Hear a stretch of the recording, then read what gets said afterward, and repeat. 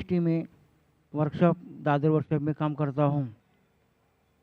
मैं मेरी तरफ से सभी भाई बहनों का नमस्कार चाहता भाई साहब ज़रा वापस से सवाल पूछ सकेंगे?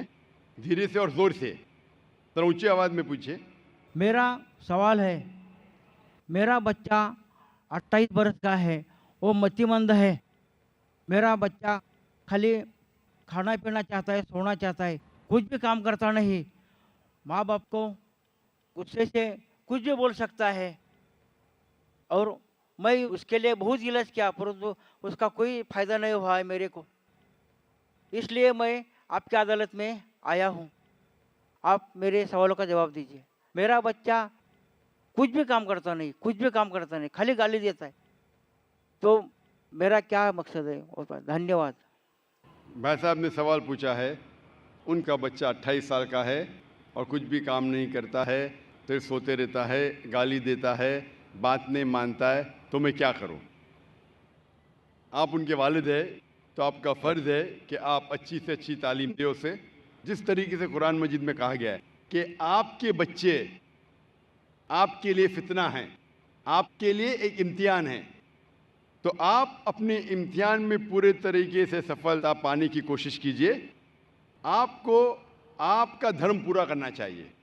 आपका जो काम है, आपका जो फ़र्ज़ है वो पूरा कीजिए। आप बच्चे की देखभाल कीजिए, उसे अच्छी तालीम दीजिए और कोशिश कीजिए कि उसको अपने ईश्वर, अपने भगवान, अपने अल्लाह की तरफ सिर्फ अल्लाह की इबादत करे और किसी की नहीं। ये आपका फ़र्ज़ है। देखो कि उसके सही ईश्वर, सही खालिक के बारे में उसे कहो और उसके बाद आपके मेहनत के बाद भी अगर आपका बेटा अगर नालायक निकलता है, आपको अपना फ़र्ज़ पूरा करना चाहिए। आप इम्तिहान में कामयाब होना चाहिए।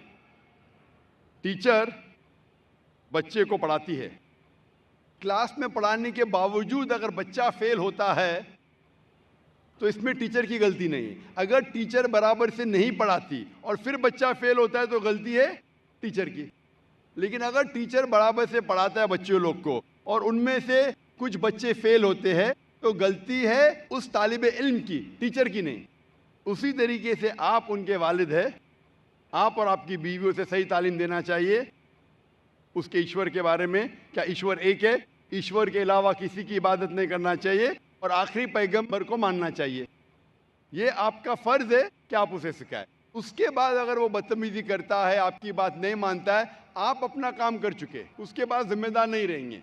आपको फिर भी उससे अच्छे से पेश आना चाहिए क्योंकि आप उसके वालिद हैं और आपको इंशाल्लाह सफलता मिलेगी ज़िंदगी में। और हम दुआ करते हैं कि अल्लाह सुब्हाना व तआला ईश्वर आपके बच्चे को भी हिदायत दे और समझ दे ताकि वो अच्छी